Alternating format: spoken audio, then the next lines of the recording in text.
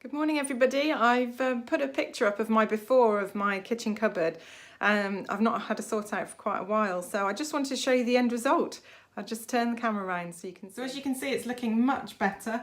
I've lined up the products here at the top that we use the most, and then you'll see in this drawer here we've got all the washing powders and tablets and things. So there's the fabric conditioner, and in here you can just see that I've used the boxes that we have just to keep everything separated, but all these things are for cleaning clothes. There's the vanish and things like that.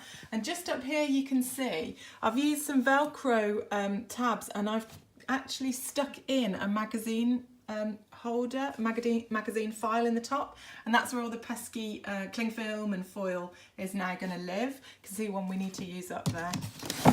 This is just another drawer now with, it's only got the wipes, bin bags, food bags. You can see I had millions of them, so we don't need to buy them for a long time now. And then the wipes and the dusters. And here's all the washing up and the dishwasher things. So they're all together now, easy to find. I've then put some hooks up the side, so we've now got all the torches, just in case we have a power cut, you know, or be prepared, that's my motto. And then you'll also see I've now hung up the water bottle. We don't use it very often, but we always want to find it, so now we will.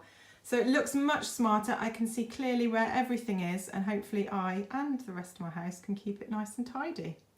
Bye for now.